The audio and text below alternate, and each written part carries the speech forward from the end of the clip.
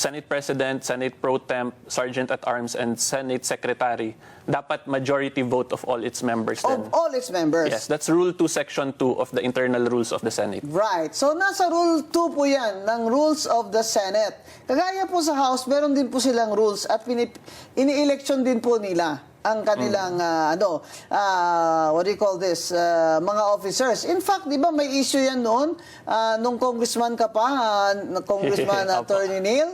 Ano nga yung kaso na yun ni Bagilat?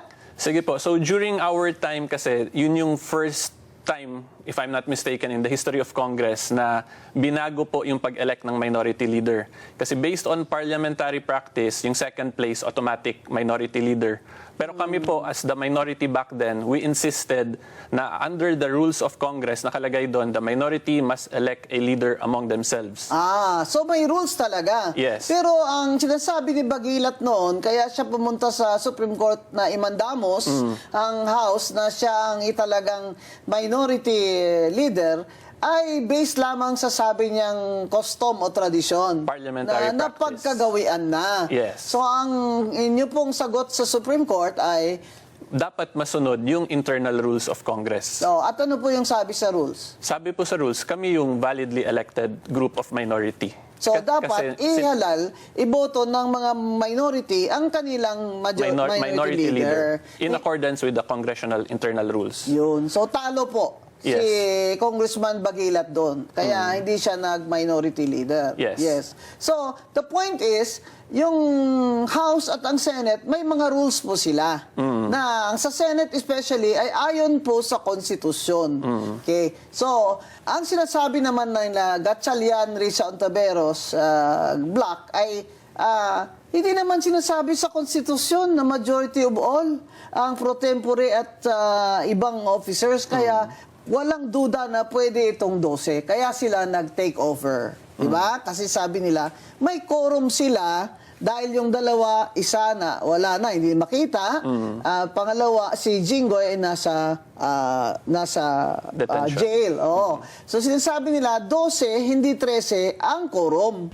De La Rosa, Ejercito, Escudero, Estrada, Gatchalian. Pero sa roll call, tinawag nung Attorney Garcia, ang kanilang bagong secretary. Napansin niyo rin pala yun, ma'am. Tinawag niya rin ang pangalan ni Senator Bato de la Rosa at ni Senator Jinggoy Estrada. Ibig sabihin, the records of the Senate and their new secretary has already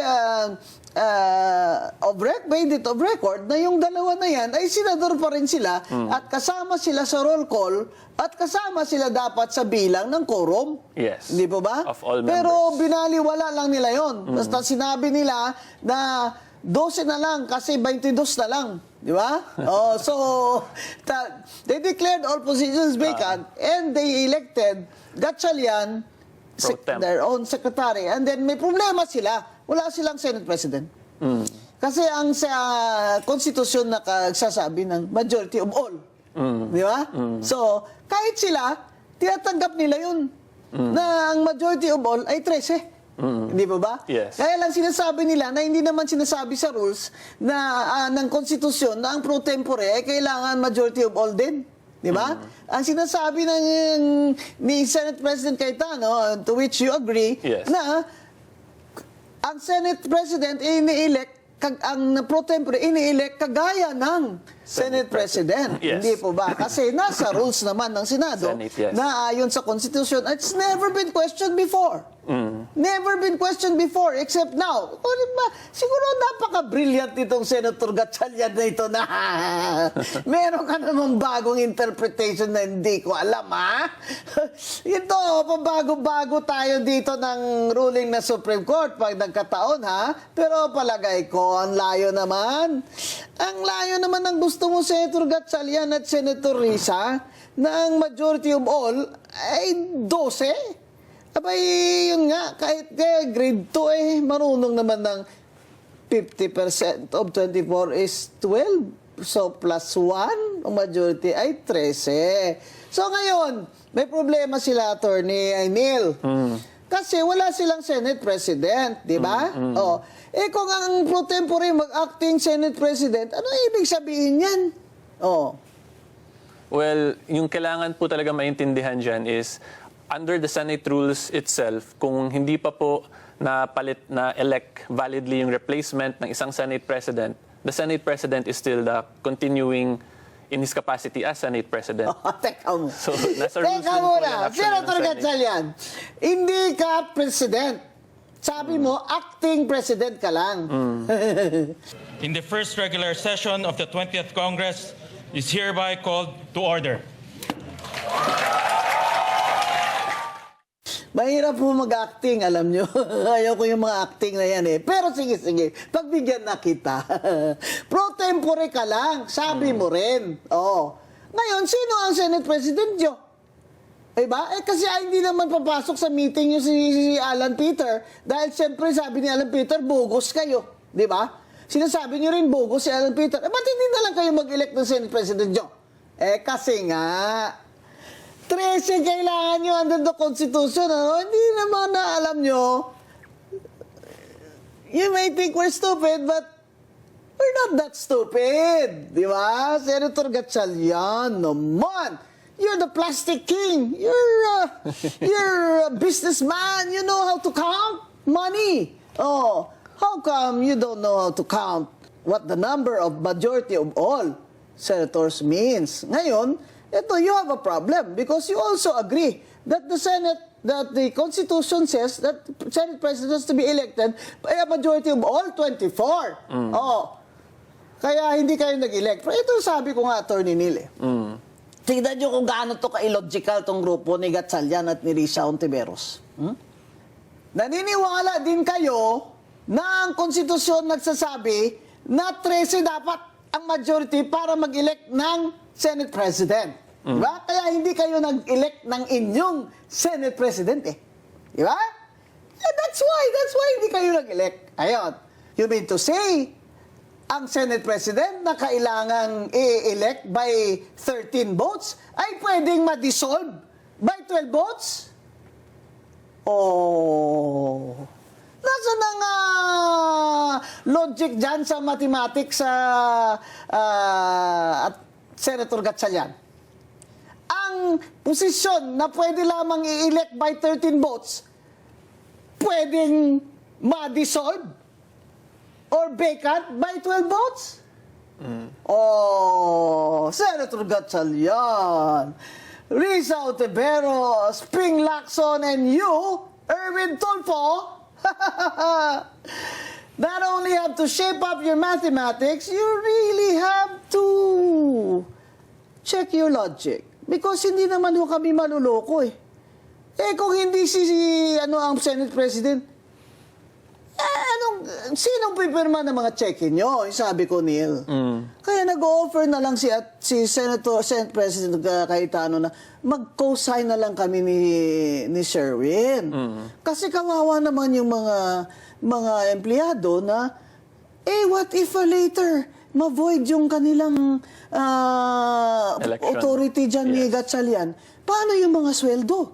Ipapabalik yun ng COA kasi ako susulat ako sa COA. Hindi ba? Take note. I will write the Commission on Audit na abay bantayan ng resident auditor ito. Ha? Yung pagsusweldo dito. Kasi pag void ito,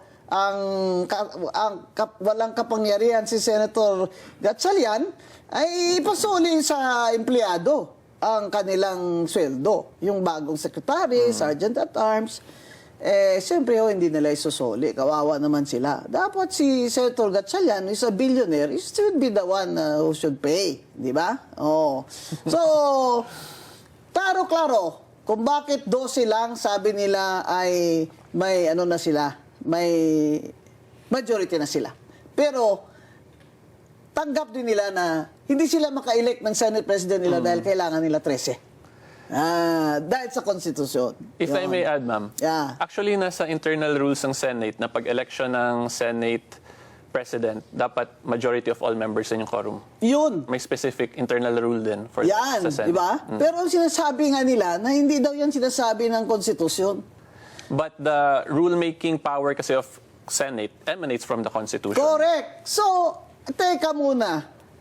Senator Gatchalian et al., Supreme Court ba kayo? Na may rules na ng Senate nakalagay dyan, you must be voted by a majority of all. 13. Yung mga pro tempore mo, etc. Tapos ngayon sasabihin mo, kasi wala naman yan sa konstitusyon eh. So ibabaliwala na lang nila yung rules ng Senate. Yan. So tama ka, attorney. May rules sa Senate. Yes. Yung best example nga dyan, ma'am, yung Bagilat case, doon nakikita kung gaano ka powerful din talaga yung internal rules of Congress na kailangan sundin ng members of Congress. Yun. Kasi imagine yung parliamentary practice for the longest time versus an internal rule yung nagbanggaan doon eh. Sabi ng Supreme Court, sundin yung internal rules. Yun. So dito, dapat sundin din nila yung internal rules kasi nga, yung foundation yan is the Constitution din. So yan po yung dapat matandaan at maintindihan po talaga. Tsaka kung sinasabi nyo na hindi dapat yan i-apply yung rules na yan dahil hindi naman yan ayon sa konstitusyon, di ba all this time, senador kayo under those rules? That is correct.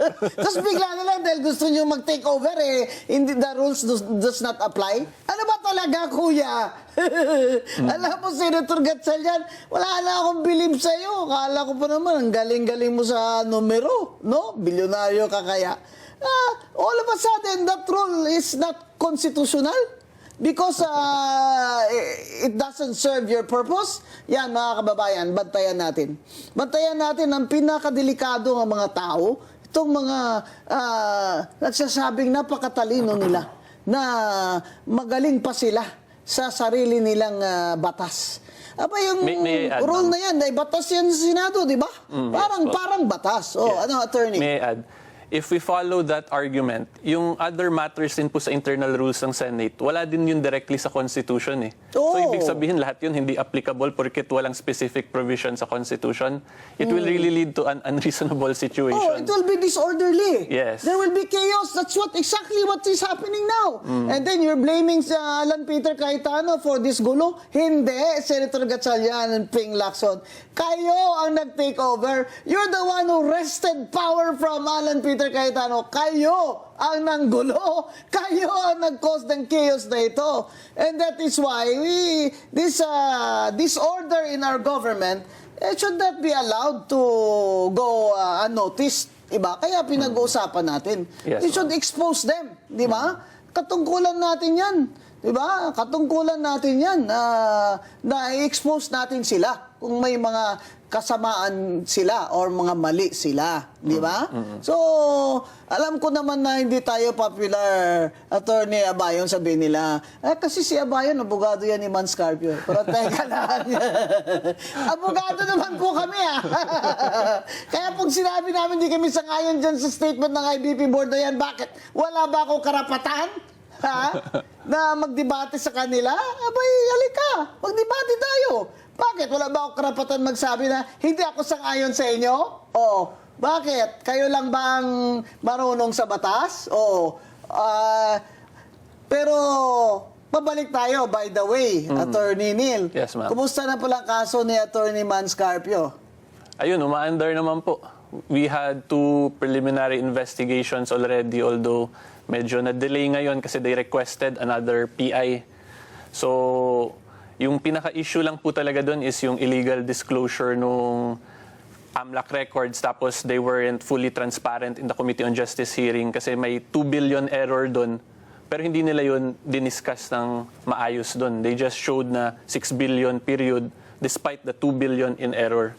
So anyway po, ano naman siya, continuing sa July yung next preliminary investigation, we included already the SEC and the Insurance Commission kasi yung Anti-Money Laundering Council, when they perform actions, it must be unanimous among themselves. So we are of the position na pinagkasunduan yun nila to illegally disclose the AMLAC records. So yan lang po, hopefully maging klaro talaga lahat kasi there is a very big information there, yung 2 billion error nga, pero hindi yun diniscuss. Mali yung 2 billion. Yes, hindi yun diniscuss sa Committee on Justice. So, yung tingin po namin, parang may bad faith po yun. Kasi hindi yun favorable to them, but favorable to Attorney Man Scarpio. So, always update us, Attorney, no? Kasi matter of public interest din yan, Kahit